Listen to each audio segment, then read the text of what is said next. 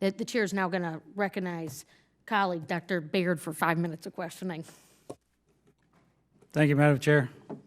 And Dr. Weaver, we're going to start with you on the NWERP, which was created, in 2004, and under the Office of Science and Technology Policy.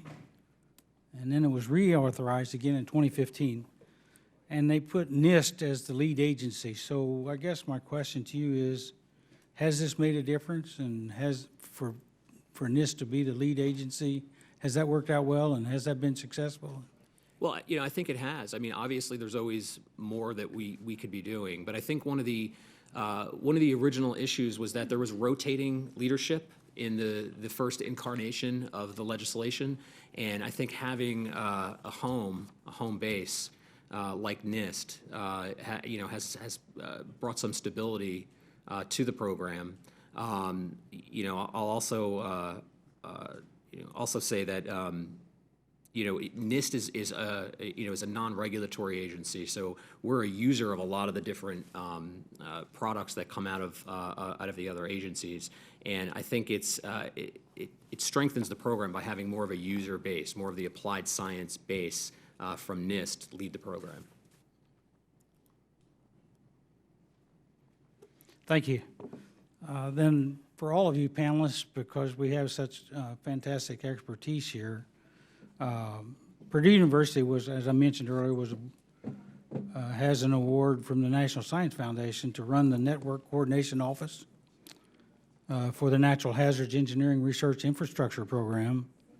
And that network enables researchers to explore and test groundbreaking concepts that protect homes, businesses, and infrastructure lifelines from the impacts of earthquake, wind, and water hazards, and enabling innovations to help prevent natural hazards from becoming social disasters or societal disasters. So can each of you discuss the importance of having an integrated approach to natural disaster research and how hazard-specific programs can better work together? So start with you, Dr. Sure. So as I mentioned throughout my testimony, as is shown in our strategic plan, disasters are not just about the hazards themselves. That's certainly an important component, right? You have a hurricane. Without a hurricane, you don't have a disaster, or without a tornado, you don't have a disaster.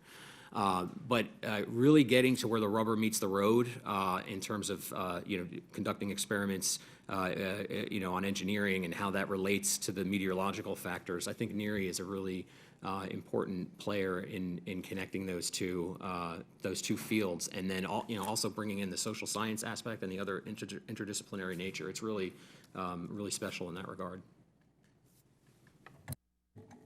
I think two things. Anytime that we can have an integrated approach to any of these type of events, we're going to be better off for that type of integration and close coordination working with other agencies. One of the things is we pull these things together, even if they're not specific to a certain type of disaster threat that faces a particular part of the nation, it doesn't mean there aren't lessons to be learned, and there's parts and pieces that can be adapted for local utilization. And we do that with the HAZAS program. While it doesn't necessarily give us data specifically for tornadoes, we can use that in other areas. But I think any time that we can collaborate and integrate those research efforts, it benefits all of us on the ground. I think NERI is an entity that really opened a lot of doors for a lot of researchers, and we benefited a lot from that. For example, a lot of people want to do wind-related research, but they just don't have the large facilities like the wind tunnels at Florida International University and the University of Florida to work on what they want to work on. Now, NSF opened this NERI program that gives everybody access to that. And also, NERI has a cyber infrastructure facility at the University of Houston. You can host all the methods you develop and all the data resulted from all the research. So that gives the community a lot of resources that you can work on.